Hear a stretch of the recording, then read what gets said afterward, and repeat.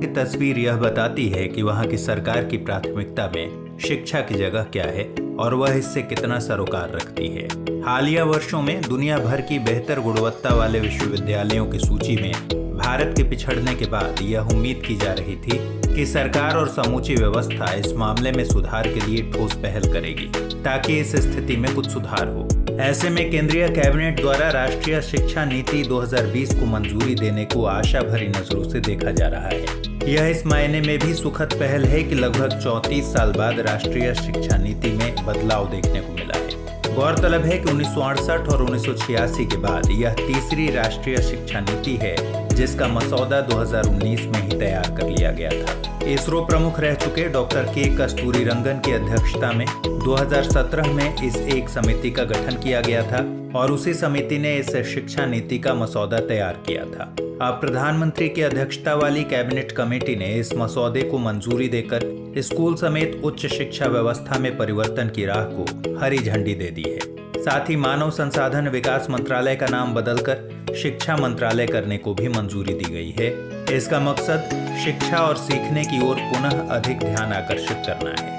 ऐसे में यह जानना समझना बेहद जरूरी है कि सरकार शिक्षा व्यवस्था को गुणवत्तापूर्ण बनाने के लिए क्या क्या नीतियां लेकर आई है। पहले के मुकाबले नई तस्वीर कैसी होगी, इस पर सबकी निगाहें टिकी हैं। साथ ही इस नई नीति की कई बिंदुओं पर आलोचना और विरोध भी शुरू हो गया है। विशेषज्ञ कई तरह की खामियों की तरफ इशारा कर रहे हैं, लिहाजा नई शिक्षा नीति के सभी सकारात्मक और नकारात्मक पहलुओं पर चर्चा जरूरी है। आइए विचार करते हैं। सबसे पहले स्कूली शिक्षा में हुए बदलाव पर एक नजर डालते हैं। नई शिक्षा नीति में 10+2 के फॉर्मेट को पूरी तरह खत्म कर दिया गया है। अभी तक हमारे देश में स्कूली पाठ्यक्रम 10+2 के हिसाब से चलता है, लेकिन अब ये 5+3+3+4 के हिसाब से होगा, जो क्रमशः 3 से 8, 8 से 11, 11 से 14 और 14 से 18 साल तक की उम्र के बच्चों के लिए है। फाउंडेशन स्टेज के तहत पहले 3 साल बच्चे आंगनबाड़ी में प्री स्कूलिंग शिक्षा लेंगे। फिर अगले 2 साल कक्षा 1 एवं 2 में बच्चे स्कूल में पढ़ेंगे। इन 5 सालों की पढ़ाई के लिए एक नया पाठ्यक्रम तैयार होगा। प्रिपरेटरी स्टेज के तहत कक्षा 3 से 5 तक की पढ़ाई होगी। इस दौरान प्रयोगों के जरिए बच्चों को विज्ञान, गणित, कला आदि की पढ़ाई कराई जाएगी। मिडिल स्टेज में कक्षा 6 से 8 की कक्षाओं की पढ़ाई होगी और इन कक्षाओं में विषय आधारित पाठ्यक्रम पढ़ाया जाएगा। कक्षा 6 से ही प्रोफेशनल और कौशल विकास कोर्स भी शुरू किए जाएंगे। स्थानीय स्तर पर इंटर्नशिप भी कराई जाएगी। व्यावसायिक शिक्षा और कौशल विकास पर जोर देने का मकसद बच्चों को स्कूली शिक्षा के दौरान ही रोजगार हासिल करने के लायक बनाना है। सेकेंडरी स्टेज में कक्षा 9 से 12 की पढ़ाई 2 चरणों में होगी, जिसमें विषयों का गहन अध्ययन कराया जाएगा। इसमें विषयों को चुनने की आज़ादी भी होगी। पहले 10+2 व्यवस्था के तहत सरकारी स्कूलों में प्री स्कूलिंग नहीं थी। कक्षा 1 से 10 तक सामान्य पढ़ाई होती थी और कक्षा 11 से विषय चुनने की आज़ादी थी। पहले 6 साल में पढ़ाई शुरू होती थी, लेकिन अब नई नीति के तहत 3 साल में ही बच्चे की पढ़ाई शुरू हो जाएगी। 10वीं और 12वीं की बोर्ड परीक्षाओं में बड़े बदलाव किए जाएंगे। नई नीति के तहत कक्षा 3, 5 और 8वीं में भी परीक्षाएं होंगी, जबकि 10वीं एवं 12वीं की बोर्ड परीक्षाएं बदले स्वरूप में जारी रहेंगी। साल में 2 बार परीक्षाएं कराई जाएंगी, एक में ऑब्जेक्टिव और दूसरे में सब्जेक्टिव फॉर्मेट में परीक्षा ली जाएगी। बोर्ड परीक्षा में मुख्य जोर ज्ञान के परीक्षण पर होगा ताकि छात्रों में रटने की प्रवृत्ति खत्म हो। इस लिहाज से सरकार की यह सोच बेहद स्वागत योग्य है। नई शिक्षा नीति में 5वीं तक और जहां तक संभव हो सके 8वीं तक शिक्षा का माध्यम मातृभाषा, स्थानीय या क्षेत्रीय भाषा ही हो। मोटे तौर पर कहें तो बच्चे द्वारा बोली जाने वाली भाषा और शिक्षा के माध्यम के बीच पुल का काम करने के लिए स्थानीय या मातृभाषा में शिक्षा देने का प्रावधान किया गया है। विदेशी भाषाओं की पढ़ाई सेकेंडरी लेवल से होगी, यानी 9वीं कक्षा से बच्चे विदेशी भाषा ले सकेंगे। विद्यार्थियों को स्कूल के सभी स्तरों और उच्च शिक्षा में संस्कृत को एक विकल्प के रूप में चुनने का मौका दिया जाएगा। त्रिभाषा फॉर्मूला के तहत राज्य, क्षेत्र और छात्र की पसंद को प्राथमिकता दी जाएगी, जिनमें कम से कम 2 भारतीय भाषाएं होंगी। उदाहरण के लिए मुंबई में अगर कोई छात्र मराठी और अंग्रेजी सीख रहा है तो उसे तीसरी भाषा कोई भारतीय पढ़नी होगी। इसमें किसी भी विद्यार्थी पर कोई भी भाषा थोपी नहीं जाएगी। भारत की अन्य पारंपरिक भाषाएं और साहित्य भी विकल्प के रूप में उपलब्ध होंगे। अब उच्च शिक्षा के लिए हुए ऐलान पर नजर डालते हैं। उच्च शिक्षा में पहली बार मल्टीपल एंट्री और एग्जिट सिस्टम लागू किया गया है। आप इसे ऐसे समझ सकते हैं कि अगर कोई छात्र बीच में ही कोर्स छोड़ देना चाहता है तो उसके साल बर्बाद नहीं होंगे। अगर 4 साल का अंडर ग्रेजुएट कोर्स है तो 1 साल के बाद कोर्स छोड़ने पर सर्टिफिकेट, 2 साल के बाद डिप्लोमा, 3 साल पर कोई इंटरमीडिएट सर्टिफिकेट और 4 साल बाद कंप्लीट डिग्री मिलेगी। इससे उन छात्रों को बहुत फायदा होगा जिनकी पढ़ाई बीच में किसी वजह से छूट जाती है। अगर वह कुछ साल बाद किसी दूसरे कोर्स में दाखिला लेते हैं तो पहले वाले कोर्स का सर्टिफिकेट या डिप्लोमा को इस नए कोर्स में अहमियत दी जाएगी। इसे क्रेडिट ट्रांसफर कहा जा सकता है। विभिन्न उच्च शिक्षण संस्थानों से प्राप्त अंकों या क्रेडिट को डिजिटल रूप में सुरक्षित रखने के लिए एक एकेडमिक बैंक ऑफ क्रेडिट होगा, ताकि अलग अलग संस्थानों में छात्रों के प्रदर्शन के आधार पर उन्हें डिग्री प्रदान की जा सके। नई शिक्षा नीति के मुताबिक यदि कोई छात्र इंजीनियरिंग कोर्स को 2 वर्ष में ही छोड़ देता है तो उसे डिप्लोमा प्रदान किया जाएगा। इससे इंजीनियरिंग छात्रों को बड़ी राहत मिलेगी। 5 साल का संयुक्त ग्रेजुएट मास्टर कोर्स लाया जाएगा। नई शिक्षा नीति में छात्रों को यह आज़ादी भी होगी कि अगर वे कोई कोर्स बीच में छोड़कर दूसरे कोर्स में दाखिला लेना चाहें तो वे पहले कोर्स से एक खास निश्चित समय तक ब्रेक ले सकते हैं और दूसरा कोर्स ज्वाइन कर सकते हैं। अब 3 साल का डिग्री कोर्स उन छात्रों के लिए होगा जिन्हें हायर एजुकेशन नहीं लेना है और शोध में नहीं जाना है। वहीं शोध में जाने वाले छात्रों को 4 साल की डिग्री करनी होगी। 4 साल की डिग्री करने वाले स्टूडेंट्स 1 साल में MA कर सकेंगे। इसके बाद सीधे वो PhD कर सकेंगे। इसके लिए अब छात्रों को MPhil करने की जरूरत नहीं होगी। उच्च शिक्षा में 2035 तक 50% ग्रॉस एनरोलमेंट रेशियो पहुंचाने का लक्ष्य रखा गया है। उच्च शिक्षा पर अखिल भारतीय सर्वेक्षण 2018-19 के मुताबिक यह अनुपात महज 26.3% है। ग्रॉस एनरोलमेंट रेशियो किसी शिक्षा के स्तर पर कुल योग्य आबादी की वह संख्या है जो शिक्षण संस्थानों में दाखिला ले चुके हैं। उदाहरण के लिए अगर उच्च शिक्षा में दाखिला लेने लायक आयु वर्ग के कुल छात्रों की आबादी 100 है, लेकिन केवल 60 छात्रों ने ही दाखिला लिया है, तो यह अनुपात 60% कहलाएगा। यही कारण है कि उच्च शिक्षा में इस अनुपात को बढ़ाने के लिए 3.5 करोड़ नई सीटें जोड़ने की बात कही गई है। यह नीति 2030 तक या उसके बाद हर जिले में कम से कम एक बड़ी मल्टी डिसिप्लिनरी या बहुविषयक संस्था बनाने पर ध्यान केंद्रित करने की बात करती है। इसके तहत तकनीकी संस्थानों में भी आर्ट्स और ह्यूमैनिटीज के विषय पढ़ाए जाएंगे। IIT समेत देश भर के सभी तकनीकी संस्थान हॉलिस्टिक अप्रोच यानी समग्र दृष्टिकोण अपनाएंगे। साइंस, आर्ट्स या कॉमर्स जैसा कोई विभाजन नहीं होगा। छात्र अपनी पसंद के कोई भी विषय चुन सकेंगे।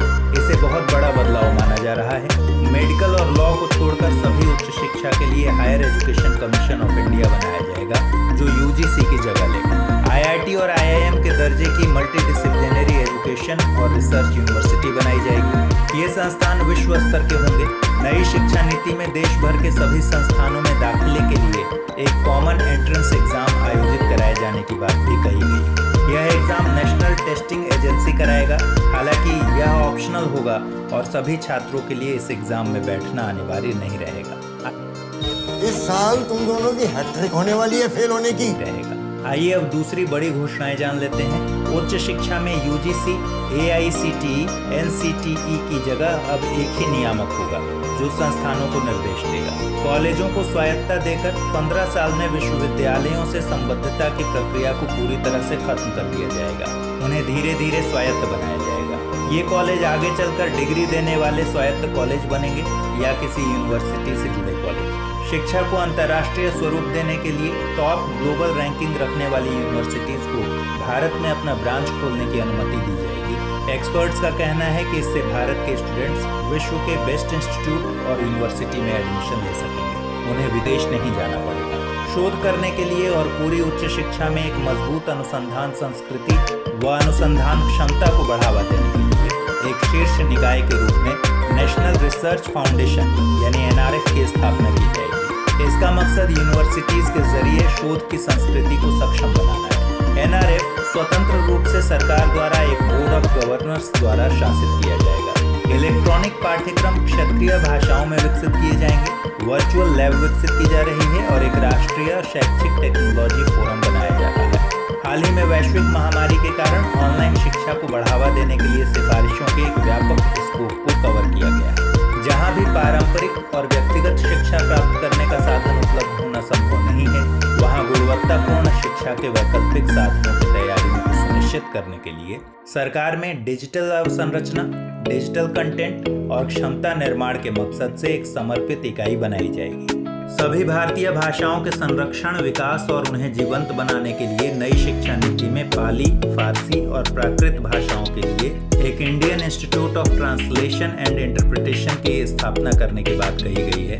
उच्च शिक्षण संस्थानों में संस्कृत और सभी भाषा विभागों को मजबूत करने और ज्यादा से ज्यादा उच्च शिक्षण संस्थानों के कार्यक्रमों में शिक्षा के माध्यम के रूप में मातृभाषा या स्थानीय भाषा का उपयोग करने की सिफारिश की गई है। शिक्षा में तकनीक के इस्तेमाल पर जोर दिया गया है।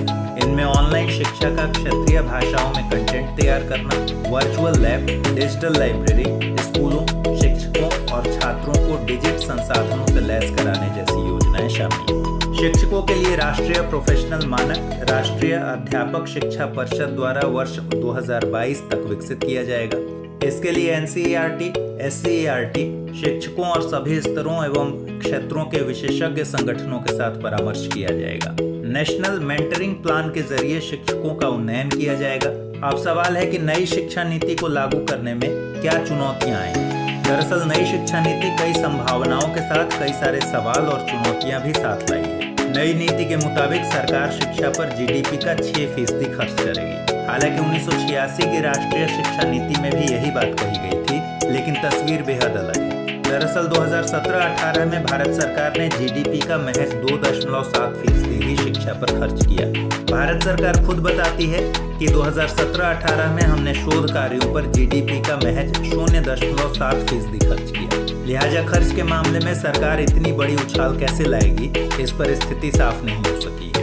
उधर ग्रॉस एनरोलमेंट रेशियो पहुंचाने का लक्ष्य 26.3% से बढ़ाकर 50% रखा गया है। आर्थिक सर्वे 2017-18 के मुताबिक भारत में प्रति 1 लाख आबादी पर शोध करने वालों की संख्या महज 15 है। सरकार ने लक्ष्य की प्राप्ति के लिए 3.5 करोड़ नई सीटें जोड़ने की बात कही है, लेकिन फिर वही सवाल है कि इस लक्ष्य को हासिल करने के लिए सरकार के पास क्या खाका है और सरकार इस लक्ष्य को कैसे हासिल करेगी। उच्च शिक्षा में UGC, AICTE, NCTE की जगह एक ही नियामक को लेकर भी विवाद है। जानकारों का मानना है कि चूंकि इस नियामक की कमान केंद्र सरकार के हाथ में होगी, इसलिए इससे शिक्षा का केंद्रीकरण होगा, जिससे संस्थानों की स्वायत्तता की राह में बड़ी रुकावट पैदा होगी। जानकारों का कहना है कि अब जबकि शिक्षा के विकेंद्रीकरण का समय है, तब सरकार बेवजह ही इसे उलझाने की कोशिश में है। इस स्थिति में केंद्र सरकार राज्य सरकार की समस्या को अनदेखी कर सकती है। बच्चों को मातृभाषा या स्थानीय भाषा में पढ़ाने को लेकर भी कई तरह के सवाल और अनिश्चितताएं हैं। उदाहरण के लिए दिल्ली जैसे केंद्र शासित प्रदेश में देश के अलग अलग राज्यों से आए लोग रहते हैं। ऐसे में एक ही स्कूल में अलग अलग मातृभाषा को जानने वाले बच्चे होंगे। लिहाजा सवाल है कि उन बच्चों का माध्यम क्या होगा। एक बड़ा सवाल अंग्रेजी माध्यम के स्कूलों को लेकर भी है कि क्या ऐसे स्कूल स्थानीय भाषा वाले कॉन्सेप्ट को अपनाने को राजी होंगे। फिर प्राइमरी में ही एक राज्य से दूसरे राज्य शिफ्ट करने वाले बच्चे का माध्यम न बदले, तो इसके लिए सरकार क्या उपाय करेगी। ये